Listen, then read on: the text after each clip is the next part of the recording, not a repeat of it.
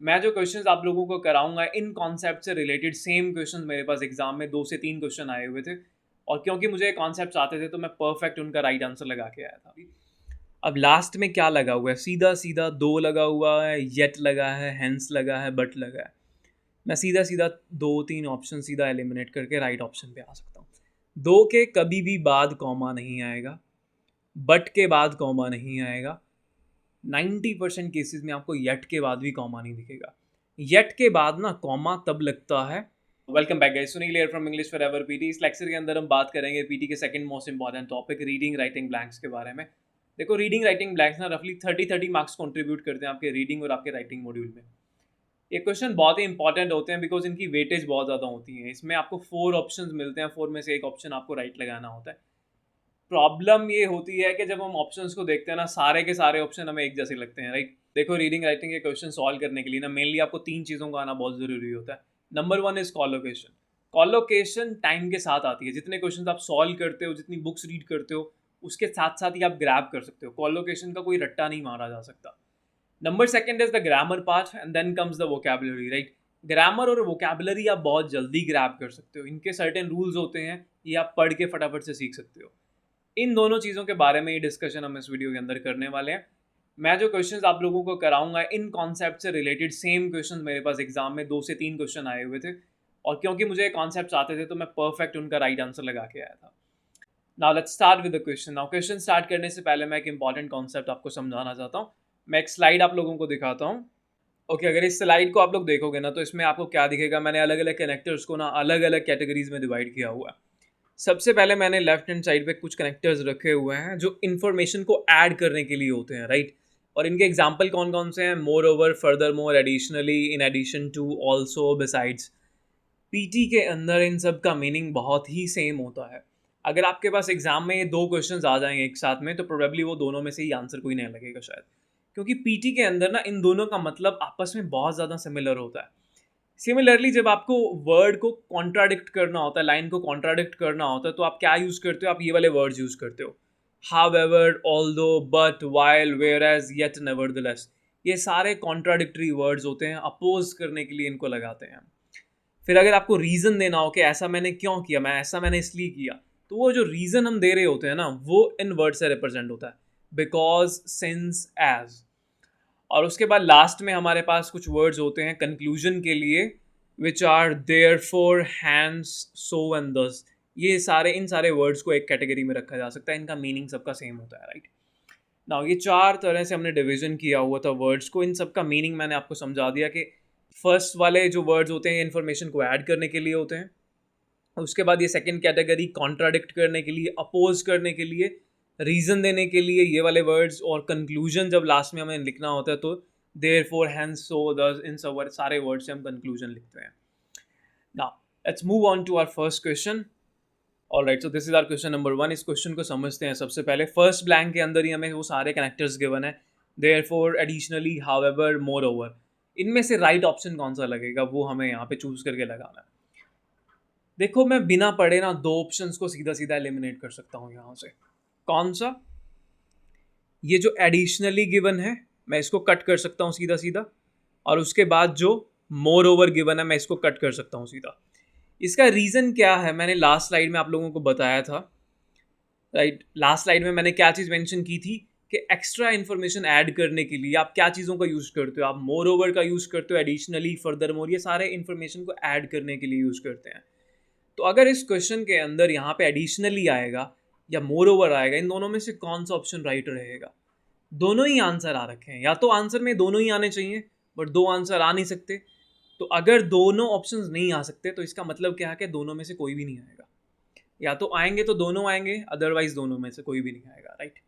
देखो, इन दोनों का अगर आप इन डेप्थ में मीनिंग देखोगे ना तो इंग्लिश लिटरेचर में आपको इनका मीनिंग्स अलग अलग मिल जाएगा, बट पीटी के अंदर इन चीज़ों को सिमिलर ही कंसीडर किया जाता है। एडिशनली और moreover they are the similar words, in addition to उनका मतलब भी सेम होता है, इन्फॉर्मेशन ऐड करने के लिए। तो इस क्वेश्चन में आप इन दोनों को ही एलिमिनेट कर दोगे। रीज़न बीइंग कि या तो दोनों एक साथ आएंगे या फिर दोनों ही नहीं आ सकते। तो एडिशनली 2 ऑप्शन आ नहीं सकते तो मैं इनको कट कर रहा हूँ। मोर ओवर और एडिशनली मैंने दोनों ऑप्शन को कट कर दिया, राइट। अब हमारे पास क्या ऑप्शन बचा? देयरफॉर और हाउएवर। देयरफॉर होता है रिजल्ट बताने के लिए, हावेवर होता है जब हम कॉन्ट्राडिक्ट करते हैं चीज़ों को।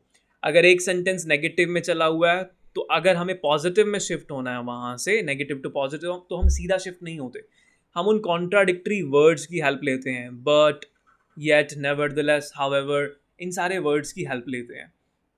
तो देखो इस सेंटेंस के अंदर हो क्या रहा है बेसिकली। सबसे पहले मैं इनको एडिशनली और मोर ओवर को कट कर रहा हूँ। उसके बाद देखो यहाँ पे क्या कह रहा है कि जो ऑर्गेनिक मिल्क है और जो बाकी के डेयरी प्रोडक्ट्स होते हैं, डेयरी प्रोडक्ट्स मतलब बटर, पनीर, ये सब डेयरी प्रोडक्ट्स हैं, इनके अंदर क्या होता है, हाई लेवल होता है फैटी एसिड्स का, आयरन वगैरह का, विटामिन ई का, इनका लेवल हाई होता है, राइट। तो ऑर्गेनिक मिल्क के अंदर इन सब चीज़ों का लेवल हाई होता है। और सेकंड सेंटेंस में हमारे पास क्या गिवन है, ऑर्गेनिक मिल्क में contain less selenium and iodine, और उनके ऑर्गेनिक मिल्क के अंदर ही जो सेलेनियम है या फिर आयोडीन है उसका लेवल क्या होता है, लो होता है, राइट। तो यहाँ पे क्या बात हो रही है बेसिकली, पॉजिटिव नेगेटिव तो नहीं हो रहा, बट हाई वर्सेस लो को कंपेयर किया जा रहा है, राइट। तो ये जो कंपैरिजन हम करते हैं, ऑपोजिट बात जब कर रहे हैं कि एक लेफ्ट हैंड साइड की बात है तो दूसरा राइट हैंड साइड की, अप की बात हो रही है तो दूसरी साइड डाउन की बात हो रही है, ऊपर जा रहा है पॉजिटिव में बात हो रही है या ऊपर जा रहा है उनका लेवल हायर है, तो अगले सेंटेंस में क्या बात कर दी कि लेवल लोअर है। तो ये कौन सा वर्ड रिप्रेजेंट करता है, ऑब्वियसली हाउएवर। तो इसका जो राइट आंसर रहेगा ना, दैट विल बी हाउएवर, कि हाउएवर ऑर्गेनिक मिल्क के अंदर ये चीज़ें लेस होती हैं, कि ऑर्गेनिक मिल्क में ये चीज़ें तो हाई होती हैं, परंतु ऑर्गेनिक मिल्क के अंदर ये जो प्रोडक्ट्स हैं, सेलेनियम, आयोडीन, ये सारी चीज़ें लो लेवल पे होती हैं। तो right answer will be however. Therefore इसका आंसर नहीं बनेगा, however will be the right answer, right. Now let's move on to question number 2। Alright, so this is question number 2। देखो क्वेश्चन नंबर 2 के अंदर क्या बात कर रहे हैं, एक बार इस क्वेश्चन को रीड आउट करते हैं। सबसे पहले, companies are struggling to compete in the market, कि कंपनीज जो हैं आज के टाइम पे वो स्ट्रगल कर रही हैं to compete in the market, market के अंदर कंपटीशन बहुत हाई हो रहा है, तो वो स्ट्रगल कर रही हैं उस कंपटीशन के अंदर। कम्पीट करना मतलब कंपटीशन से मतलब है कम्पीट का, तो मार्केट के अंदर कंपटीशन बहुत ज़्यादा हाई है। वो क्यों हाई है, due to the availability of different types of competitors. Due to the availability, अलग अलग तरह के, डिफरेंट टाइप्स मतलब अलग अलग तरह के कॉम्पिटिटर्स अवेलेबल हो चुके हैं मार्केट के अंदर, with those competitors providing similar product, और वो जो सारे कॉम्पिटिटर्स हैं ना वो सेम प्रोडक्ट बेच रहे हैं। इसका एग्जांपल समझाता हूँ मैं। फॉर एग्जांपल अभी आज के टाइम पे ना मोबाइल कंपनीज देखो कितनी सारी हो गई हैं। तो आज के टाइम पे पहले क्या होता था, सिर्फ 2 या 4 मोबाइल कंपनीज होती थी, आज के टाइम पे 400, 400, 500 मोबाइल कंपनीज होंगी, राइट। तो मार्केट के अंदर ना मोबाइल कंपनीज की अवेलेबिलिटी बहुत ज़्यादा हो चुकी है, उसकी वजह से हर एक कंपनी को अपने प्रोडक्ट, अपने मोबाइल बेचने के लिए कम्पीट करना पड़ रहा है। तो ये चीज़ वही है, struggling to compete in the market. उनको कम्पीट क्यों करना पड़ रहा है, due to the availability of different types of competitor, क्योंकि मार्केट के अंदर बहुत सारी मोबाइल बनाने वाली कंपनीज आ चुकी हैं, अलग अलग तरह के कॉम्पिटिटर्स आ चुके हैं, और वो सारे के सारे कॉम्पिटिटर्स सेम ही प्रोडक्ट बेच रहे हैं, एक तरह के ही प्रोडक्ट बेच रहे हैं, सेलफोन या सेलफोन जैसे ही प्रोडक्ट्स बेच रहे हैं वो। तो इसीलिए कंपनीज को स्ट्रगल करना पड़ रहा है बहुत सारा, राइट। उसके बाद नेक्स्ट, इन एडिशन, और उसके साथ साथ कनेक्टर लगा हुआ है इन एडिशन, यहाँ पे वो मोर ओवर भी लगा सकते थे, एडिशनली भी लगा सकते थे, सेम मीनिंग है उनका। इन एडिशन, इसके साथ साथ कि कंपनीज को स्ट्रगल तो करना पड़ रहा है, और इसके साथ साथ कंज्यूमर्स नाउ अडेज, कंज्यूमर आज के टाइम पे are becoming more critical in term of their needs and wants, कि जो कंज्यूमर है ना, जो कस्टमर हैं, जो वो प्रोडक्ट्स खरीदते हैं, मोबाइल खरीदते हैं, वो आज के टाइम पे बहुत ज़्यादा क्रिटिकल हो चुके हैं। क्रिटिकल मतलब चूजी हो चुके हैं वो, in terms of their needs. Needs जो उन्हें चीज़ें चाहिए, जो चीज़ों को उनकी, जिन चीज़ों की उनको ज़रूरत है, या जो चीज़ें वो चाहते हैं, उनको लेके वो बहुत ज़्यादा चूजी हो गए हैं। मतलब कस्टमर के ना मन में पहले ही होता है कि मुझे ये वाला मोबाइल लेना है, मेरे मोबाइल में फिंगरप्रिंट होना चाहिए, मेरे मोबाइल में इतना मेगापिक्सल का कैमरा होना चाहिए, ठीक है, इतनी रैम होनी चाहिए। तो ये सारी चीज़ें वो बहुत पिक करके लेते हैं। पहले क्या होता था कि 2, 4, 5 मोबाइल सेट्स ही अवेलेबल होते थे, वही ऑप्शंस रहते थे, तो उनमें से क्या ही चूज़ कर लोगे। बट आज के टाइम पे क्या हो रहा है कि कस्टमर्स बहुत ज़्यादा चूजी हो गए हैं, क्रिटिकल हो गए हैं in terms of their needs and wants, right. तो ये बात हो रही है। उसके बाद नेक्स्ट में हमें ऑप्शंस दे रहा है, dash, the competition is getting harder day by day. Competition time के साथ साथ हार्ड होता जा रहा है, कॉम्पिटिशन टाइम के साथ हार्ड होता जा रहा है। नाउ देखो, एडिशनली गिवन है हमें, देयरफॉर, इंस्टेड, हाउएवर, 4 ऑप्शन हमें गिवन है। इसके अंदर से राइट ऑप्शन कौन सा लगाएंगे, तो एक एक करके एलिमिनेट करते हैं। सबसे पहले एडिशनली को देखते हैं। एडिशनली या मोर ओवर कब लगता है, जब आपको एक्स्ट्रा इन्फॉर्मेशन देनी हो। पिछले वाली की जो इन्फॉर्मेशन है अगर वही आप घुमा फिरा के हमें दे रहे हो तो वो एक्स्ट्रा इन्फॉर्मेशन नहीं हुई कुछ भी। पिछली 2 लाइन्स में क्या बात हो रही है, पिछली फर्स्ट लाइन में क्या बात की गई है उन्होंने, सबसे पहले फर्स्ट लाइन में कि मार्केट के अंदर बहुत सारी कंपनीज आ चुकी हैं, ठीक है, जिस वजह से उनको मुश्किल हो रही है, बहुत ज़्यादा प्रोडक्ट्स बहुत ज़्यादा आ गए हैं, प्रोडक्ट बनाने वाली कंपनीज बहुत ज़्यादा आ गई हैं, वो सिमिलर प्रोडक्ट दे रही हैं, और साथ में कस्टमर भी क्या हो रहे हैं, बहुत ज़्यादा चूजी हो चुके हैं। तो इस सब का कंक्लूजन क्या है कि मतलब हो क्या रहा है कि मार्केट बहुत ज़्यादा कॉम्पिटिटिव हो चुका है, कंपटीशन बहुत बढ़ चुका है मार्केट के अंदर। वही बात इस लाइन के अंदर लिखी हुई है थर्ड लाइन में, competition is getting harder day by day. कुछ एक्स्ट्रा लाइन बता रहा है हमें यहाँ पर कि कंपटीशन दिन प्रतिदिन हार्ड होता जा रहा है, या तो तुम कोई एक्स्ट्रा बात बता रहे हो, ये तो वही ऊपर वाली जो 2 बातें लिखी हुई थी ना, उन्हीं का ही एक तरह से कंक्लूजन हमें दिया जा रहा है कि मार्केट बहुत ज़्यादा टफ हो चुका है, हार्ड होता जा रहा है, एक्स्ट्रा इन्फॉर्मेशन कोई गिवन नहीं है। सिमिलरली हम हावेवर को भी एलिमिनेट कर सकते हैं। हावेवर कब लगता है, जब ऑपोजिट बात करनी हो। ऊपर वाली लाइंस के अंदर क्या बात हो रही है कि कंपटीशन इंक्रीज हो चुका है, बहुत सारी कंपनीज आ गई हैं। इस लाइन के अंदर क्या बात हो रही है, कंपटीशन हार्ड होता जा रहा है, मतलब कंपटीशन इंक्रीज हो रहा है।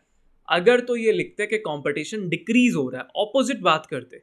अगर पिछली लाइंस में, तो पिछली लाइंस का मीनिंग यही है ना सीधा सीधा कि कंपटीशन बढ़ रहा है, और इस लाइन में अगर वो लिख देते हैं कि कंपटीशन कम हो रहा है, तो मतलब सीधा सीधा समझ में आ जाता था कि हाउएवर लग सकता है, ऑपोजिट बात हो रही है। पर अभी तो बात ही सिमिलर चली हुई है, तो आप हाउएवर भी नहीं लगा सकते यहाँ पे। इसका आंसर क्या बनेगा, देयरफॉर, ठीक है, कि क्योंकि कस्टमर्स बहुत ज़्यादा चूजी हो चुके हैं, मार्केट के अंदर बहुत सारे मोबाइल बनाने वाली कंपनीज आ गई हैं, या बहुत सारी कंपनीज आ गई है, वो सेम प्रोडक्ट बेच रही हैं, इसीलिए कंपटीशन बढ़ता जा रहा है। Competition is getting harder day by day, इसीलिए इसका राइट आंसर आएगा हाउएवर, देयरफॉर, इंस्टेड। इंस्टेड का मतलब होता है की बजाय, कि इसकी बजाय कि कस्टमर चूजी हो चुके हैं, कंपनीज बहुत ज़्यादा बढ़ चुकी हैं, इसकी बजाय कंपटीशन बढ़ता जा रहा है, इसकी बजाय का सेंस ही नहीं बनेगी वहाँ पे। इसकी बजाय नहीं, इसीलिए कि मार्केट बहुत टफ हो चुका है, कंपनीज बहुत आ चुकी हैं, इसीलिए कंपटीशन बढ़ता जा रहा है। तो right answer will be therefore. Alright, now let's move on to question number 3। Okay, this is our next question, ठीक है। देखो इस क्वेश्चन के अंदर क्या हो रहा है, सिनेमा के ऊपर बातें हो रही हैं। बेसिकली टॉपिक की हेडिंग है कि लुमियर ब्रदर्स। हम सीधा इससे एक लाइन पिछले वाली ही रीड करना स्टार्ट करते हैं।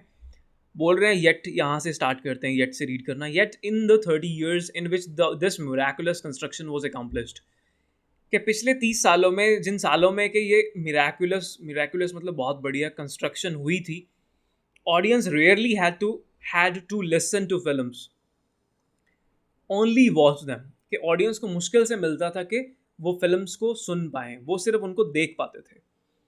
बेसिकली बात क्या हो रही है, कैमरा के डिस्कवरी की बात हो रही है, कि कैमरा के डिस्कवर होने से मूवीज़ का बनना स्टार्ट हो गया था, राइट। तो 30 साल हो चुके थे जब ये पैसेज लिखा गया हो गया, तो 30 साल हो चुके थे जब कैमरा डिस्कवर हुआ, ठीक है। उन 30 सालों में ना, उन 30 सालों के दौरान मूवीज़ बनी होंगी, बट वो जो सारी मूवीज़ थी ना, कस्टमर्स या जो ऑडियंस थी, उन मूवीज़ को सिर्फ सुन सकते थे, उन मूवीज़ को सिर्फ देख सकते थे, ओनली वॉच देम, ठीक है।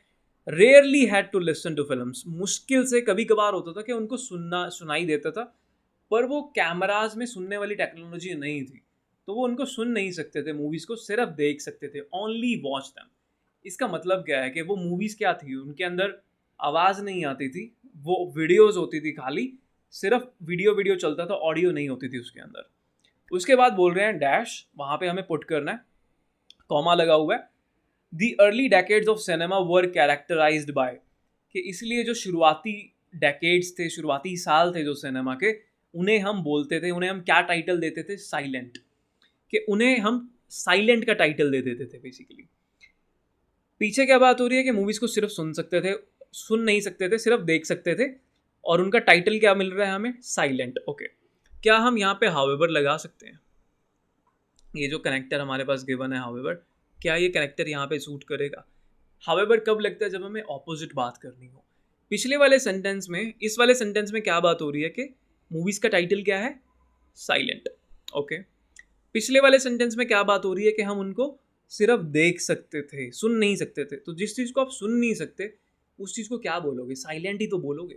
तो पिछले वाले लाइन के अंदर भी मूवीज़ को क्या बताया जा रहा है कि मूवीज़ साइलेंट मूवीज़ होती थी वो, और यहाँ पे भी क्या टाइटल दे रहे हैं, साइलेंट। तो दोनोर चीज़ें बराबर हुई ना। ऑपोजिट बात कहाँ पे हो रही है? ऑपोजिट बात तो नहीं हो रही यहाँ पे, तो हावेवर तो नहीं आ सकता। यहाँ पे बात क्या हो रही है, मोर ओवर क्या है, यहाँ पे मोर ओवर लगा सकते हैं हम, एक्स्ट्रा इन्फॉर्मेशन मिल रही है हमें। हमें तो पिछले वाली लाइन को पढ़ के ही पता चल रहा था कि मूवी साइलेंट होती थी पहले, ठीक है। उनको सिर्फ हम सुन सकते देख सकते थे, सुन नहीं सकते थे। उसका सीधा सीधा मतलब क्या है कि मूवीज साइलेंट होती थी, कोई एक्स्ट्रा इन्फॉर्मेशन नहीं दी जा रही कि मूवीज साइलेंट होने के साथ साथ वो ये भी होती थी। अगर वो ये लगा देते ना कि मूवी साइलेंट होने के साथ साथ ऐसी भी होती थी, तो हम मोर ओवर लगा देते कि उसमें एक्स्ट्रा इन्फॉर्मेशन मिल रही है। बट फिलहाल के लिए ऐसा कुछ भी नहीं हो रहा, तो हम मोर ओवर भी इसका आंसर नहीं आएगा, ना हावेवर आएगा, ना मोर ओवर आएगा। दो इसका सीधा आंसर नहीं बनेगा। इसका रीज़न मैं आपको एक दो क्वेश्चन के बाद बता दूंगा। दो का स्ट्रक्चर बहुत अलग होता है।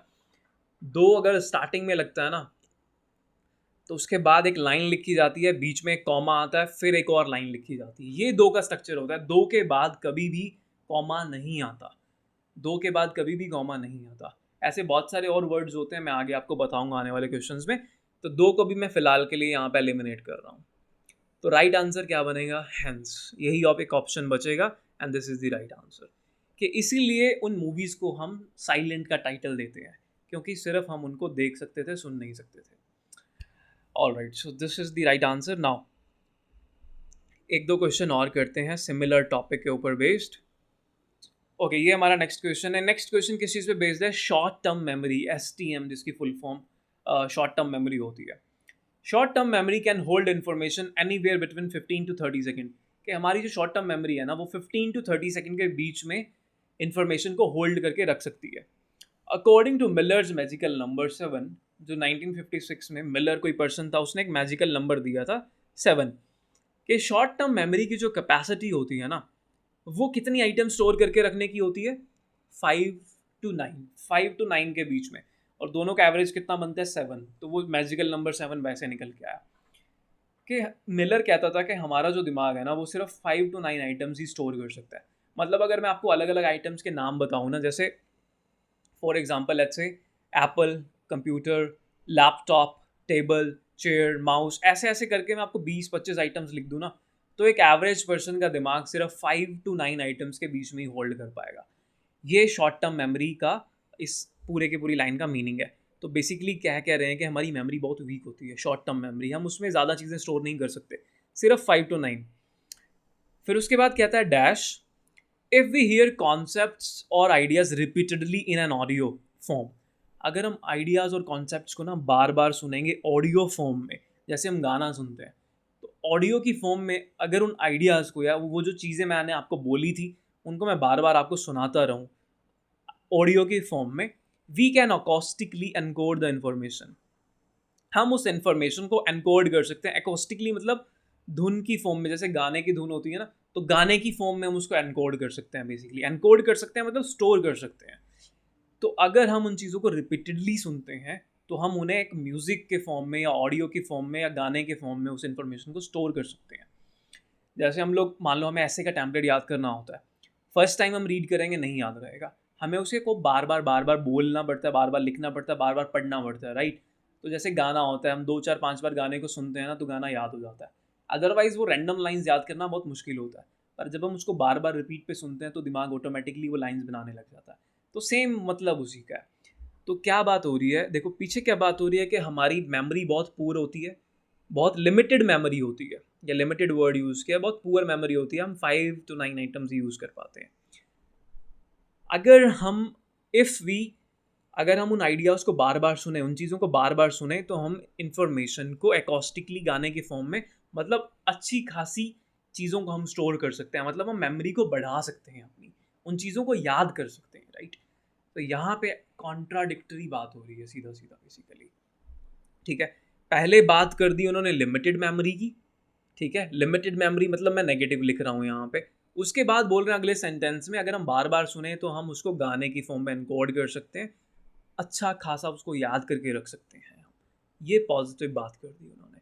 तो जब नेगेटिव से पॉजिटिव पे आपको शिफ्ट होना है, लिमिटेड मेमोरी से अच्छी खासी मेमोरी पे आपको शिफ्ट होना, तो आप क्या वर्ड यूज़ करोगे, मैंने स्टार्टिंग में भी बताया था, कोई एक्स्ट्रा इन्फॉर्मेशन नहीं है, कोई कंक्लूजन नहीं है, आप हाउएवर का यूज़ करोगे कॉन्ट्राडिक्टरी, नेगेटिव टू पॉजिटिव जाने के लिए।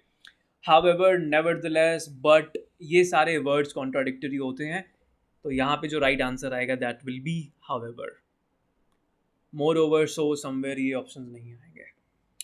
आई होप योर क्वेश्चन क्लियर हो गया हो आप लोगों को। Okay, now let's do one more question based on the same concept. Okay, this is our next question, ठीक है, based on the previous concept that we have learned. इसमें सीधा सीधा ना मैं दो ऑप्शंस को तो बिल्कुल एलिमिनेट कर दूंगा। कौन कौन से? हाउएवर और नेवरदलेस। मैंने आप लोगों को स्टार्टिंग में ही बताया था, हाउएवर भी अपोज करने के लिए यूज होता है, नेवरदलेस भी अपोज करने के लिए यूज होता है, और दोनों के पीछे कॉमा लगता है, तो कॉमा हमें यहाँ पे ऑप्शन के अंदर गिवन है बेसिकली। तो अगर आप हाउएवर लगाते हो तो क्वेश्चन आएगा नेवरदलेस क्यों नहीं लगाया, नेवरदलेस लगा रहे हो तो हाउएवर क्यों नहीं लगाया। तो मतलब क्या है बेसिकली, अगर आप एक लगाते हो तो दूसरा भी आपको लगाना चाहिए था वहाँ पे। आंसर क्या है इसका? दोनों में से कोई भी नहीं, ना तो हाउएवर आएगा यहाँ पे, ना नेवरदलेस आएगा, तो सीधा सीधा मैं इसको एलिमिनेट कर दूंगा। इसके बाद क्या ऑप्शंस बचे? इनफैक्ट या फिर देयरफॉर।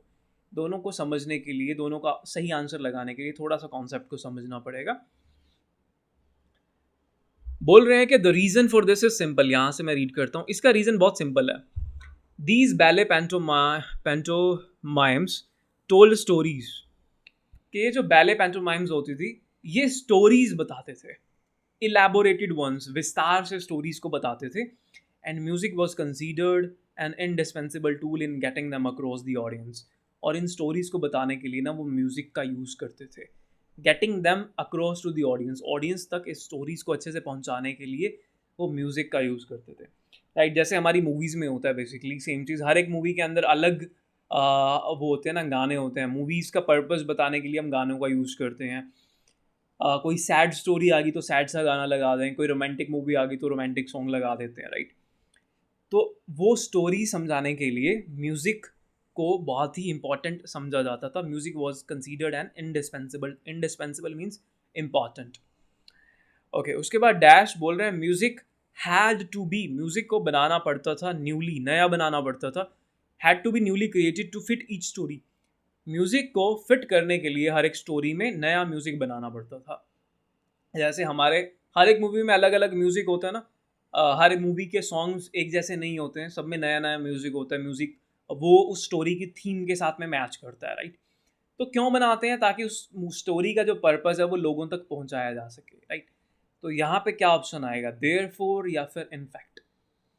देखो, अगर थोड़ा सा ध्यान से पढ़ोगे ना, हमने मेजर ऑप्शन तो एलिमिनेट कर ही दिए हैं, हाउएवर और नेवरदलेस। थोड़ा सा ध्यान से पढ़ोगे आपको राइट ऑप्शन मिल जाएगा कि म्यूज़िक को बहुत ही ज़रूरी समझा जाता है स्टोरीज को बताने के लिए।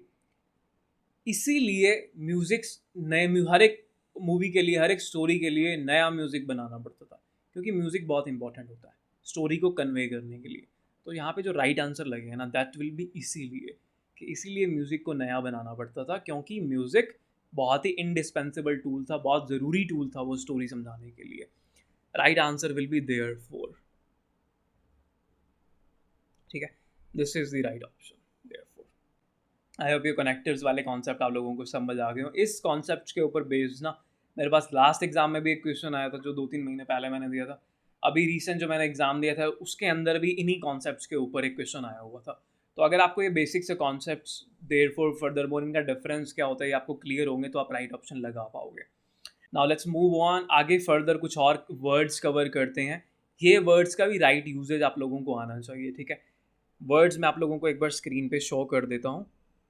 ओके, ये वर्ड्स आप लोगों को स्क्रीन पे शो हो रहे होंगे, while, though, although, because, whereas, before, after, when, right. इनका स्ट्रक्चर समझना बहुत इंपॉर्टेंट होता है, राइट। देखो, अगर ये वर्ड्स ना स्टार्टिंग में लगते हैं, वाइल, ऑल्दो, दो, बट, बिकॉज, वेयर एज, ये अगर स्टार्टिंग में लगते हैं ना तो इनके बाद एक लाइन लिखी जाती है, और उस लाइन के बाद एक कॉमा आता है और फिर एक और लाइन लिखी जाती है। तो जब हमें 2 लाइनें लिखनी होती हैं ना तो ये स्ट्रक्चर्स को हम स्टार्टिंग में यूज़ कर लेते हैं। वहीं अगर जब ये स्ट्रक्चर्स बीच में आते हैं तो बीच में देखो जो नीचे वाले सेंटेंसेस हैं इनके आगे कॉमा नहीं डाला हुआ मैंने।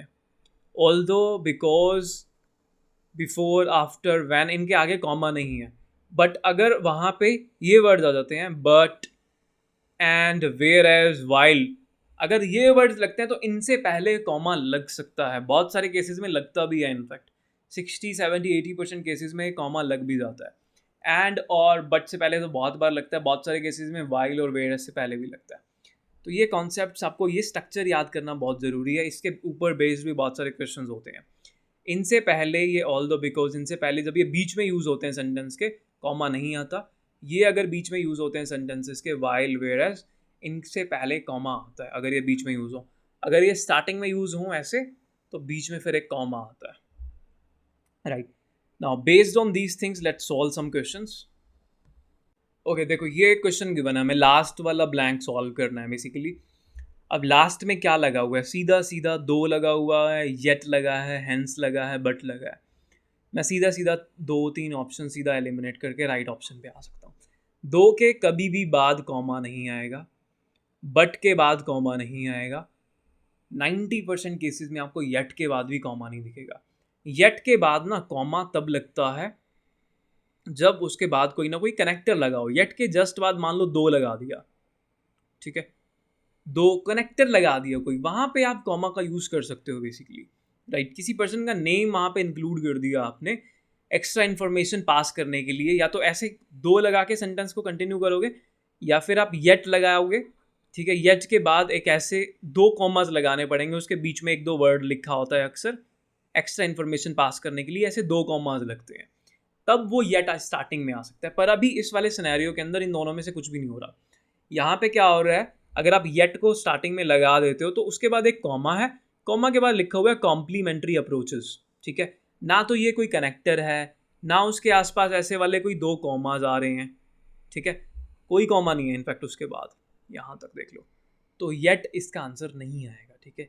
येट स्टार्टिंग में बहुत बार लगता है, येट से स्टार्टिंग होती है, पर उसके बाद में कॉमा बहुत रेयरली सेंटेंसेस में कॉमा आता है। दो के बाद कॉमा नहीं आता, बट के बाद नहीं आता, येट के बाद नहीं आता, हैंस के बाद कॉमा आता है बहुत बार। क्या, हर बार हैंस के बाद अगर वो स्टार्टिंग में लगा होता है, हैंस के बाद कॉमा रहता है। और हैंस अगर मैं यहाँ पे राइट ऑप्शन लगाता भी हूँ ना, इसकी सेंस भी बन रही है, हैंस का मतलब होता है इसीलिए। तो पिछले वाला सेंटेंस क्या है बेसिकली, अगर आप रीड आउट करोगे, मैं यहाँ से रीड करता हूँ। Heightened EU regulations are also leading to the withdrawal of many pesticide products. Heightened EU regulations, के EU regulation मतलब, EU का मतलब है यूरोपियन यूनियन। यूरोपियन यूनियन की regulations की वजह से are leading to, क्या चीज़ हो रही है, withdrawal of many pesticide products। बहुत सारे pesticides जो होते हैं, जो हम खेतों में डालते हैं बेसिकली पेस्ट को मारने के लिए, इंसेक्ट को मारने के लिए, उनको, उनका विड्रॉल किया जा रहा है, उनको रिमूव किया जा रहा है, उनको हटाया जा रहा है। कि ईयू ने, यूरोपियन यूनियन ने ऐसे लॉज लॉन्च कर दिए हैं जिनकी वजह से बहुत सारे पेस्टिसाइड्स के ऊपर बैन लग गया बेसिकली। इसीलिए कॉम्प्लीमेंट्री अप्रोचेस, इसीलिए हमें ऑल्टरनेट चीज़ें डेवलप करनी पड़ेंगी, ऑल्टरनेट चीज़ें रिक्वायर्ड हैं।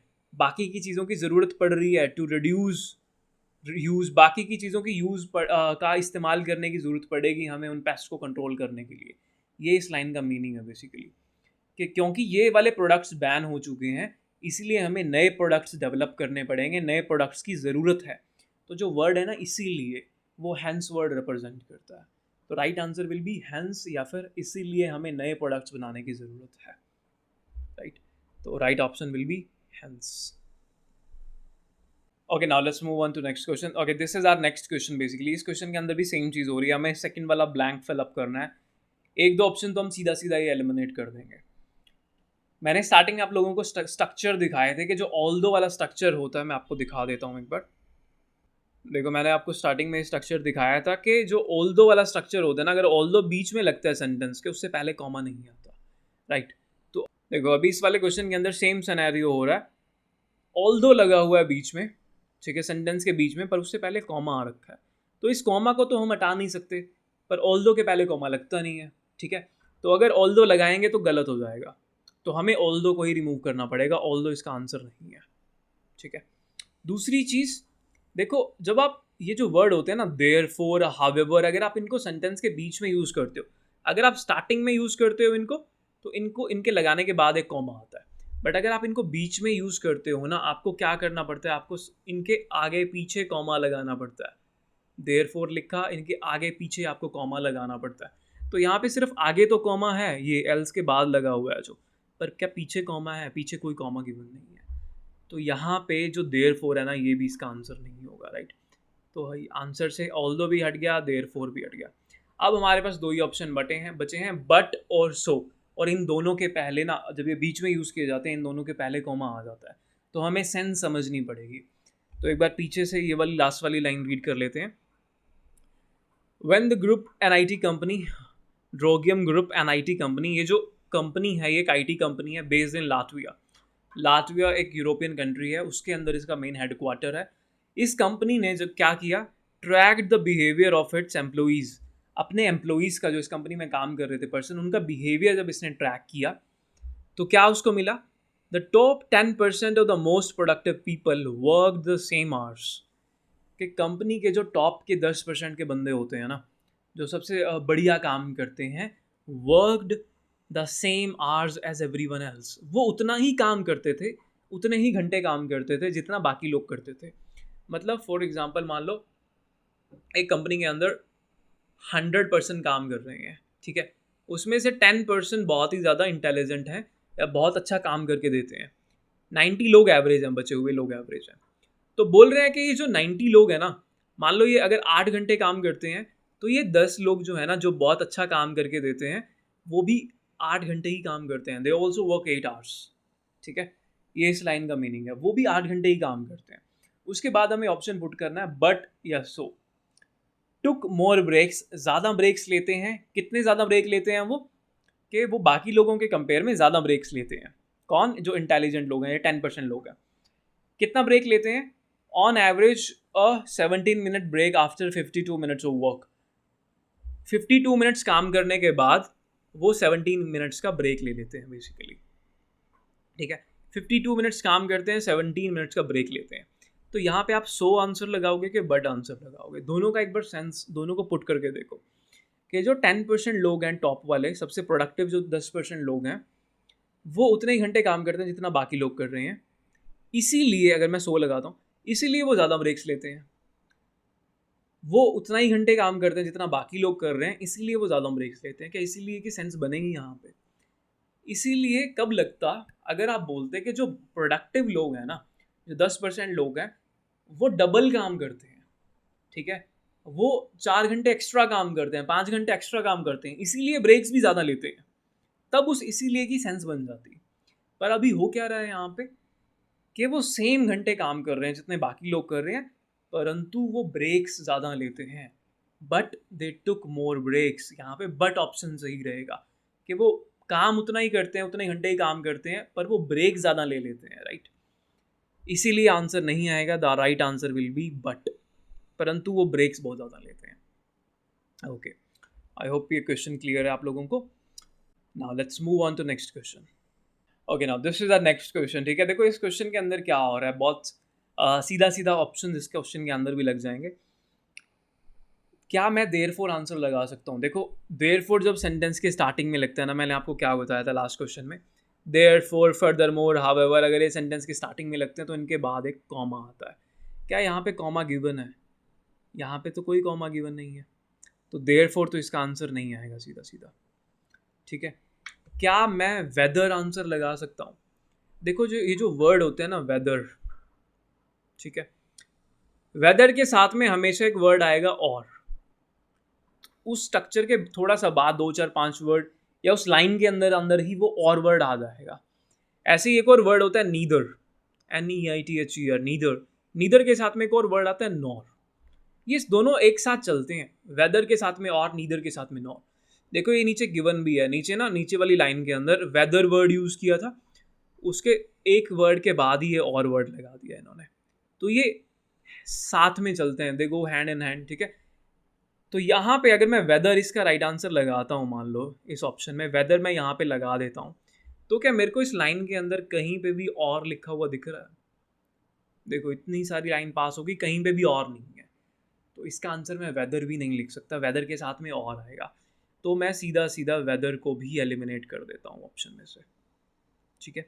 नाउ अब हमारे पास 2 ऑप्शन बचे हैं, इवन और वेयर एज, ठीक है। तो इनमें से कौन सा ऑप्शन लगाऊं? देखो इस सेंटेंस के अंदर हो क्या रहा है, सबसे पहले ये नोटिस करो, यहाँ पे ना एक कॉमा लगा हुआ है बीच में, डिफरेंट के बाद दी कॉन्शियस ब्रेन, इससे पहले कॉमा लगा हुआ है। आप सेंटेंस के बीच में ना यूं ही खामखा कॉमा नहीं लगा सकते कि जब आपका मन किया आपने कॉमा लगा दिया। कॉमा का एक पर्पस होता है। कॉमा या तो कनेक्टर से पहले लगता है, कनेक्टर आ गया एंड या बट कनेक्टर आ गया, तब ये कॉमा जस्टिफाई होता है, ठीक है। या फिर विच वगैरह, ये रिलेटिव प्रोनाउंस आ गए, ये वाला कॉन्सेप्ट आगे समझाऊंगा मैं। विच वगैरह आ गए तब आप कनेक्टर ये कॉमा लगा सकते हो, अदरवाइज आप सीधा सीधा ये द कॉन्शियस ब्रेन, ये तो सीधा सीधा नाउन लगा हुआ है, आप नेक्स्ट सेंटेंस स्टार्ट कर रहे हो काइंड ऑफ। आप ऐसे सीधा कॉमा डाल के नेक्स्ट सेंटेंस कनेक्ट नहीं कर सकते, नेक्स्ट सेंटेंस स्टार्ट नहीं कर सकते हो। तो यहाँ पे हो क्या रहा है, मैंने स्टार्टिंग में आपको स्ट्रक्चर्स बताए थे। देखो ये वाले स्ट्रक्चर्स मैंने आपको स्टार्टिंग में बताए थे, ठीक है। इनमें होता क्या है, अगर आप इन वर्ड से स्टार्टिंग करते हो, आफ्टर, वाइल, दो, ऑल दो, बिकॉज, वेयर एस, तो बीच में जो कॉमा होता है ना वो जस्टिफाई हो जाता है। तो हमारे वाले क्वेश्चन में भी बीच में कॉमा लगा हुआ है और उसकी स्टार्टिंग में हमें दो ही ऑप्शन बचे हुए हैं अब, इवन और वेयर एज। अगर मैं इवन आंसर लगा देता हूँ तो वो कॉमा जस्टिफाई नहीं हो पाएगा, बट अगर मैं वेयर एज आंसर लगाता हूँ वो कॉमा जस्टिफाई हो जाएगा बिल्कुल। तो इस क्वेश्चन का जो राइट आंसर बनेगा ना, that will be whereas. Even answer नहीं आ सकता, कॉमा जस्टिफाई नहीं होगा। ये जो कॉमा है तभी जस्टिफाई हो सकता है अगर राइट आंसर वेयर एज होगा, और वेयर एज इसका राइट आंसर होगा, right. Okay, now let's move on to next question. Okay, so this is our next question. अब देखो इस क्वेश्चन के अंदर भी ना सेम वही चीज़ रिपीट हो रही है जो लास्ट क्वेश्चन में हमने की है। सबसे पहले देयरफॉर हम नहीं लगा सकते यहाँ पे, आगे पीछे कॉमा होना चाहिए, क्योंकि हम देयरफॉर को बीच में अगर यूज़ करना है तो देयरफॉर के आगे और पीछे कॉमा लगाना पड़ेगा, तो कॉमा यहाँ पे मिसिंग है, तो देयरफॉर का तो यूज़ हम नहीं कर सकते यहाँ पे।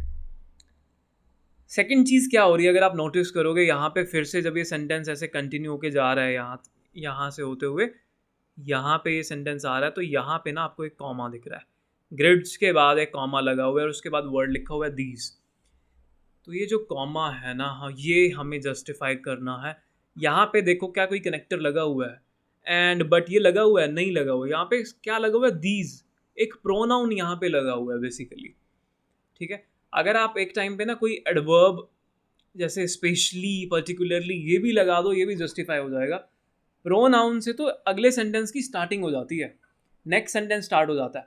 तो अगर ये यहाँ से नेक्स्ट सेंटेंस स्टार्ट हो रहा है ना, दीज एक्स्ट्रा सोर्सेज, तो आप नेक्स्ट सेंटेंस के लिए या तो फुल स्टॉप यूज करते हो, यहाँ पे आप दो सेंटेंसेस को ऐसे सीधा कॉमा के साथ पैच नहीं कर सकते हो बिना किसी कनेक्टर को लगाए। तो कनेक्टर तो हम यहाँ पे फिट कर ही नहीं सकते, अब तो ये सेंटेंस लिखा जा चुका है। तो हमें क्या करना पड़ेगा, हमें पिछले वाला स्ट्रक्चर ही देखना पड़ेगा।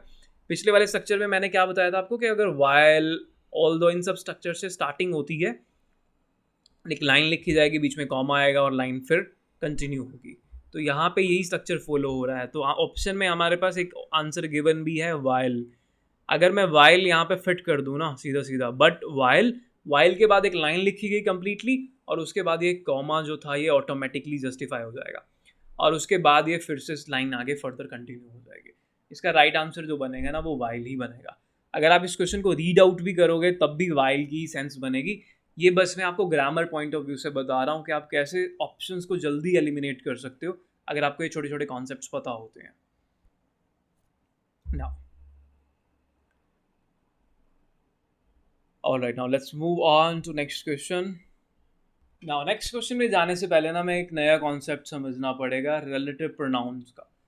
देखो रिलेटिव प्रोनाउन क्या होते हैं बेसिकली, ये सेंटेंस जब चल रहा होता है ना, कंटिन्यूटी में सेंटेंस चल रहा होता है, उसमें कोई एक वर्ड पर्टिकुलर आ जाता है। अगर उस वर्ड के बारे में हमें और ज़्यादा इन्फॉर्मेशन देनी होती है ना, तो हम इन रिलेटिव प्रोनाउंस का यूज़ करते हैं। ये आपको स्क्रीन पे दिख रहे होंगे। हमारे पास ये 4, 5, 6 ही रिलेटिव प्रोनाउंस मेन होते हैं। हु, हुम, ये जो दोनों फर्स्ट वाले रिलेटिव प्रोनाउंस है ये हम यूज़ करते हैं पर्सन के लिए, इंसानों के लिए। विच जो प्रोनाउन है ये हम थिंग्स के लिए यूज़ करते हैं, नॉन लिविंग बीइंग्स, चीज़ों के लिए यूज़ करते हैं। प्लेस के लिए अगर हमें कोई प्रोनाउन यूज़ करना है तो हम यूज़ करेंगे वेयर का। उसके बाद अगर हमें हुज़ यूज़ करना है तो हुज़ का यूज़ हम थिंग्स के लिए और पीपल, लोग, इंसानों के लिए, दोनों के लिए यूज़ कर सकते हैं। दैट का यूज़ भी हम इंसानों के लिए और थिंग्स के लिए कर सकते हैं बिल्कुल। पर इनमें वेरिएशन होती है। जो सेंटेंस होता है ना, सेंटेंस स्ट्रक्चर के ऊपर थोड़ा सा डिपेंड करता है। ये जो ऊपर वाले सेंटेंसेस हैं ना, ये जो ऊपर वाले वर्ड्स हैं हूँ, हुम, विच, इनका सेंटेंस स्ट्रक्चर थोड़ा सा अलग होता है। अगर सेंटेंस ऐसे आ रहा है, अगर वहाँ पे कॉमा लगा हुआ है बाय चांस और उसके बाद हमें ऑप्शन दिए हुए हैं, एक ऑप्शन गिवन है विच, एक ऑप्शन गिवन है दैट, ठीक है, तो दैट वाला ऑप्शन वहाँ पे कभी भी नहीं आ सकता। कॉमा के बाद दैट से स्टार्टिंग नहीं कर सकते आप सेंटेंस को। तो ये वाला दैट वाला ऑप्शन हम सीधा सीधा एलिमिनेट कर सकते हैं। ये जो विच वाले होते हैं इनके पहले कभी कभी बहुत बार इनफैक्ट कॉमा लगता है, कभी कभी ऐसा होता है कि कॉमा नहीं लगता 10-20% of the time, but maximum of the time वहाँ पे कॉमा लगा होता है रिलेटिव प्रोनाउन के आगे। इनके ऊपर बेस्ड अब हम नेक्स्ट में क्वेश्चन सॉल्व करते हैं। Now this is our next question, ठीक है। ये वाला क्वेश्चन हमारे प्रीवियस वाले क्वेश्चन के थोड़े से छोटे से कॉन्सेप्ट्स के साथ में मैच कर रहा है। यहाँ पे वर्ड गिवन है एक, तो हावेवर ये सीधा सीधा हम एलिमिनेट कर सकते हैं।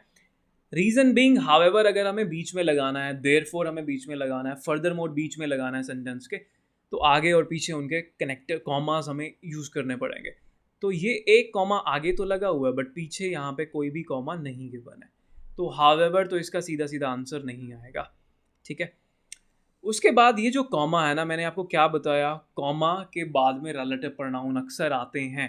कौन कौन से? विच आता है, हुज आता है, हुम आता है, वेयर आता है, और ये मेन प्रोनाउन हुज आता है, ये मेन प्रोनाउंस आते हैं। दैट से पहले कॉमा कभी भी नहीं आएगा। और जो वट वर्ड है ये कोई भी रिलेटिव प्रोनाउन नहीं है, ना ये कोई कनेक्टर है, ये कॉमा को जस्टिफाई नहीं करेगा। दैट एक रिलेटिव प्रोनाउन है पर इससे पहले कॉमा नहीं आता, तो दैट को मैं सीधा सीधा एलिमिनेट करूंगा। अगर कभी भी कॉमा दिखे और पीछे दैट लगा हो तो दैट कभी भी आंसर नहीं आएगा। वट भी उसका आंसर कभी भी नहीं आएगा because it is not a relative pronoun. एक ही रिलेटिव प्रोनाउन इसका आंसर बचेगा, विच। और ये किसके लिए यूज़ करते हैं हम विच? मैंने बताया था आप लोगों को, विच यूज़ करते हैं हम चीज़ों के लिए। तो यहाँ पे वो चीज़ें क्या हैं? सैंड की बात हो रही है, ठीक है, हीट की बात हो रही है, नॉन लिविंग थिंग्स, हीट की बात हो रही है। तो ये इन सब के लिए लगा हुआ है, इनके लिए विच लगा हुआ है यहाँ पे। तो राइट आंसर विल बी विच। एक दो क्वेश्चन और सॉल्व करते हैं, ये कॉन्सेप्ट और क्लियर हो जाएगा। Okay, this is our next question, ठीक है। देखो यहाँ पे हमें ये थर्ड वाला ब्लैंक सॉल्व करना है, ये वाला। यहाँ पे क्या हो रहा है, यहाँ पे देखो कॉमा लगा हुआ है पावर के बाद, और उसके बाद ये हमें रिलेटिव प्रोनाउंस गिवन है सारे। Which, this, that, this relative pronoun नहीं है, तो कॉमा तो यहाँ पे दिस के लिए लग ही नहीं सकता कभी भी। वेयर एक रिलेटिव प्रोनाउन है, दैट रिलेटिव प्रोनाउन है, विच रिलेटिव प्रोनाउन है, बट मैंने आपको क्या बताया, दैट से पहले कभी कॉमा नहीं आएगा। तो ये दिस और दैट, इन दोनों को तो मैं सबसे पहले एलिमिनेट कर रहा हूँ। उसके बाद बचा विच और वेयर। नाउ वेयर यूज़ किया जाता है किसी प्लेस का जब हम मेंशन करते हैं, तो देखो उससे पहले क्या कोई प्लेस मेंशन है यहाँ पे इस सेंटेंस के अंदर? Many organization are facing escalating cost and a growth in customer power. यहाँ पे क्या बातें हो रही हैं? ऑर्गेनाइजेशन की बात हो रही है, कॉस्ट की बात हो रही है, पावर की बात हो रही है। क्या किसी प्लेस का मेंशन यहाँ पे किया हुआ है इन्होंने? किसी भी जगह का मेंशनिंग यहाँ पे नहीं की हुई है, तो वेयर भी इसका राइट आंसर नहीं आ सकता, ठीक है। तो एक ही ऑप्शन बचा यहाँ पे विच, और वो विच की बात यहाँ पे चीज़ों की या नॉन लिविंग थिंग्स की बात यहाँ पे की जा रही है। पावर की बात हो रही है, कोस्ट की बात हो रही है, ऑर्गेनाइजेशन की बात हो रही है, ये सारे विच को शो कर सकते हैं, विच इसका राइट आंसर आएगा। ऑलराइट, आई होप ये वाला कॉन्सेप्ट आपको क्लियर हो गया होगा। एक दो क्वेश्चन और करते हैं बेस्ड ऑन सिमिलर कॉन्सेप्ट, ठीक है। इस क्वेश्चन के अंदर देखो अभी क्या हो रहा है। इस क्वेश्चन के अंदर क्या हो रहा है, बेसिकली सेम वही कॉमा यहाँ पे गिवन है एक, तो उसके बाद हमें ये रिलेटिव प्रोनाउन विच दिया हुआ है, हु दिया हुआ है। दे कोई रिलेटिव प्रोनाउन नहीं होता, दोज रिलेटिव प्रोनाउन में नहीं आता, हुज रिलेटिव प्रोनाउन में आता है, दोज नहीं आता। तो दे और दोज के लिए तो ये कॉमा जस्टिफाई होगा ही नहीं। कॉमा के बाद कभी भी ये वाला वर्ड लिखा नहीं होगा, इवन दैट भी नहीं लिखा होता, ये मैंने लास्ट क्वेश्चन में बताया आपको। तो ये दो ऑप्शन तो सीधा सीधा एलिमिनेट हो जाएंगे, ठीक है। दैट, सॉरी, दिस और दोज, ये दोनों ऑप्शन मैंने कट कर दिया। उसके बाद क्या बचा, हु और विच। हु किसके लिए लगता है? हु लगता है पीपल के लिए। तो इससे पहले क्या लोगों की बात हो रही है? यहाँ पे बात किसकी हो रही है? यहाँ पे बात चल रही है, उससे जस्ट पहले ही हमें देखना होता है। टेलीस्कोप की बात हो रही है, यहाँ पे गैलेक्सी की बात हो रही है, ये लोगों की बात नहीं कर रहे हैं। टेलीस्कोप इज एन ऑब्जेक्ट, चीज़ों की बात हो रही है, यहाँ पे नॉन लिविंग बिंग्स की बात हो रही है। हु भी इसका राइट आंसर नहीं आएगा, राइट आंसर विल बी विच, ठीक है। इसका राइट आंसर विच बनेगा बिकॉज ऑब्जेक्ट्स की बात हो रही है यहाँ पे। ना नेक्स्ट क्वेश्चन और सॉल्व करते हैं। ओके, इस वाले क्वेश्चन को सॉल्व करते हैं। आप इस वीडियो को पॉज करके ना 1-2 मिनट के लिए इस ऑप्शन को देखो। अगर पिछले वाले ऑप्शन आप लोगों को समझ में आए हैं, सारी चीज़ें जो मैंने बताई हैं, तो आप इस क्वेश्चन का राइट आंसर लगा पाओगे। एक बार वीडियो को पॉज करो, 1 या 2 मिनट का टाइम लो और इसको सॉल्व करो। ओके, नाउ लेट्स कंटिन्यू करते हैं। अगर आपने इसका आंसर बना लिया होगा तो उसको डिस्कस करते हैं कि होता क्या है बेसिकली। देखो यहाँ पे क्या बात हो रही है, यहाँ पे ना कॉमा लगा हुआ है। कॉमा के बाद में कौन कौन से स्ट्रक्चर फॉलो होते हैं? कॉमा के बाद में वेयर रिलेटिव प्रोनाउन लगता है, विच रिलेटिव प्रोनाउन लगता है, वाइल वाला कॉन्सेप्ट भी मैंने स्टार्टिंग में आपको स्लाइड दिखाई थी, उसके अंदर बताया था मैंने कि वाइल भी वहाँ पे लग जाता है। कॉमा के बाद में वाइल लगता है, पर व्हेन के पहले कभी भी कॉमा नहीं आएगा। तो यहाँ पे जो कॉमा लगा हुआ है ना, और कॉमा के बाद में अगर मैं व्हेन लिख दूँ यहाँ पे, तो ये ग्रामेटिकली इनकरेक्ट होगा। तो कॉमा को तो मैं चेंज कर ही नहीं सकता, तो मैं व्हेन को ही हटा दूंगा इस ऑप्शन से। व्हेन इसका राइट आंसर कभी भी नहीं आएगा, तो व्हेन को मैं कट आउट कर रहा हूँ। उसके बाद देखो क्या वेयर के लिए किस चीज़ की बात होना ज़रूरी है? प्लेस की बात होना ज़रूरी है। किसी जगह की बात कर रहे हैं क्या ये? उससे जस्ट पहले ही यहाँ पे इसी लाइन के अंदर देख लो, low level of brain secreted protein alpha in their blood. कि लो लेवल ऑफ प्रोटीन जो है, जो low levels of brain secreted protein alpha synuclein in their blood, के जो लो लेवल्स है ब्रेन का, वो सीक्रेट करता है ये वाला प्रोटीन। ठीक है, क्या किसी जगह की बात कर रहे हैं ये? दिल्ली, मुंबई, ऐसी वाली किसी पर्टिकुलर प्लेस की बात कर रहे हैं यहाँ पे? वेयर भी इसका राइट आंसर नहीं आएगा। किसी प्लेस की बात यहाँ पे नहीं हो रही है। ठीक है, यहाँ पे तो प्रोटीन की बात हो रही है, ब्रेन की बात हो रही है, लेवल्स की बात हो रही है। लेवल कोई जगह नहीं होती है, तो मैं यहाँ से वेयर को भी हटा रहा हूँ इस ऑप्शन से। उसके बाद देखो 2 ऑप्शन बचते हैं, विच और वाइल, और दोनों के पहले कॉमा आ जाता है। तो हमें थोड़ा सा ना क्वेश्चन को रीड आउट करना पड़ेगा, और थोड़ा सा रीड आउट करने में हम क्या फाइंड आउट कर सकते हैं कि ये जो पर्सन्स थे, ये जो, अगर आप यहाँ से लाइन ये स्टार्ट हो रही है बेसिकली यहाँ से डॉक्टर वाले वर्डिंग से, तो मैं ये तो नहीं पढ़ रहा कि दो चार साइंटिस्ट की टीम थी, उन्होंने क्या पाया, फाउंड, उन्होंने क्या पाया, मैं सीधा यहाँ से रीड कर रहा हूँ। फिर उनको क्या चीज़ मिली? फाउंड पीपल विद पीडी, जिनको पीडी होता है, पीडी शायद कोई बीमारी का नाम है, कि जिनको पीडी होता है, had low levels of the brain secreted protein, कि उनके अंदर ना ये जो ब्रेन के द्वारा सीक्रेट किया जाता है, ब्रेन जो ये प्रोटीन रिलीज करता है उसका लो लेवल होता है। तो जिन लोगों में ये पीडी होती है उनके अंदर इसका लेवल लो होता है। ठीक है, लो लेवल होता है, कॉमा डैश, उसके बाद पीपल विदाउट पीडी, जिन लोगों में पीडी नहीं होती है, पीडी वाला कॉन्सेप्ट नहीं होता जिनमें, उनके अंदर क्या होता है? हाई लेवल होता है। ठीक है, उनके अंदर ये लेवल हाई होता है। तो आपको नहीं लगता ये ऑपोजिट बात कर रहे हैं, कॉन्ट्राडिक्टरी कर रहे हैं, कि जिनमें नहीं होता उनका लेवल लो होता है, और जिनमें पीडी नहीं जिनमें पीडी नहीं होता उनमें हाई लेवल होता है, जिनमें होता है पीडी उनमें लो लेवल होता है। ऑपोजिट बातें हो रही हैं यहाँ पे, कॉन्ट्राडिक्टरी बातें। तो कॉन्ट्राडिक्टरी वर्ड कौन सा है जो इनको रिप्रेजेंट करेगा? That will B while, however, but, ये सारे कॉन्ट्राडिक्टरी वर्ड होते हैं, वही इसका राइट आंसर आएगा। विच ऑप्शन नहीं आएगा, while will be the right answer. Right, okay, ये हमारा लास्ट क्वेश्चन है इस कॉन्सेप्ट के ऊपर बेस्ड।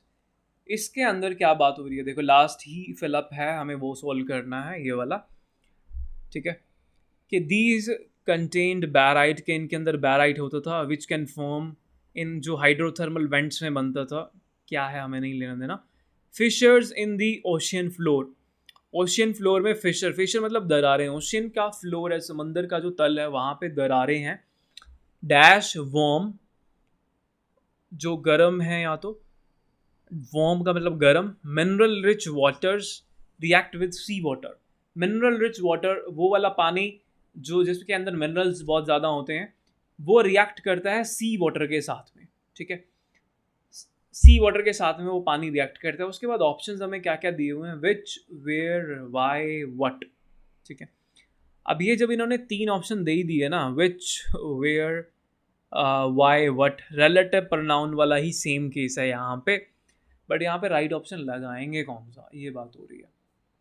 कॉमा आगे नहीं लगा हुआ, देखो रिलेटिव प्रोनाउन से 90% केसेस में विच, डब्ल्यू वाले जो रिलेटिव प्रोनाउन होते हैं उनके आगे कॉमा लगता है, पर 5-10% क्वेश्चन ऐसे भी होते हैं जहाँ पे वो एग्जामिनर कॉमा नहीं लगाता। तो ये वही वाला सिनेरियो है। इसका जो राइट आंसर होगा ना वो विच या वेयर के अंदर से ही बनेगा, बट अगर आप थोड़ा सा देखोगे आप समझ जाओगे। यहाँ पे ना अब लोकेशन की बात की जा रही है। वो लोकेशन क्या है? समंदर का तल, ओशियन फ्लोर। ये एक जगह की तो बात कर रहे हैं, ओशियन का फ्लोर एक पर्टिकुलर लोकेशन बता रहे हैं। स्काई वर्ड यूज़ कर लेते हैं, स्काई भी एक लोकेशन है। सेंटर ऑफ द अर्थ वो लोकेशन है। एशिया, अफ्रीका, ये सारे कॉन्टिनेंट्स ये लोकेशन है बेसिकली। तो यहाँ पे ओशियन फ्लोर ये भी एक लोकेशन ही है। तो यहाँ पे जो राइट ऑप्शन लगेगा ना that will be where. Where इसका राइट आंसर बनेगा कि fissure in the ocean floor, के ओशियन फ्लोर के अंदर जो दरारें होती हैं ना, जहाँ पे वेयर का मतलब जहाँ पे गरम, वार्म और मिनरल रिच वाटर, जहाँ पे गरम और मिनरल से भरा हुआ पानी रिएक्ट करता है सी वाटर के साथ में। तो ये वो दरारें हैं जहाँ पे mineral rich water sea water के साथ में रिएक्ट करता है। तो right answer will be where. Okay, I hope ये क्वेश्चंस आप लोगों को समझ में आए हों। देखो जो भी कॉन्सेप्ट्स मैंने एक्सप्लेन किया ना, इन्हीं कॉन्सेप्ट्स के ऊपर बेस्ड रियल एग्जाम में मेरे पास 2 बार अलग अलग तरह के क्वेश्चंस आ चुके हैं और मैं उनका सही आंसर लगा पाया। I was able to score 90 after 90 because ये वाले कॉन्सेप्ट्स मुझे आते थे। ठीक है, इन्हीं के अलावा कुछ और कॉन्सेप्ट्स भी होते हैं रीडिंग राइटिंग के, वो मैं फर्दर आगे नेक्स्ट वीडियोज़ के अंदर अपलोड करूँगा।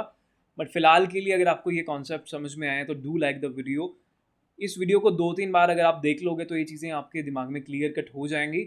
इस वीडियो से रिलेटेड ये जितने भी स्क्रीनशॉट्स थे मैं वीडियो के नीचे लिंक के अंदर मैं पेस्ट कर दूंगा, आप वहाँ से डाउनलोड करके इनको देख सकते हो ना। अगर आपको पीटी से रिलेटेड कोई भी डाउट होता है ना, आपको ऑनलाइन क्लासेस चाहिए या पीटी से रिलेटेड कोई भी नॉर्मल डाउट है, तो नीचे नंबर्स डिस्प्ले हो रहे हैं for online classes as well. For any doubts you can call on this number, I will be there to help you.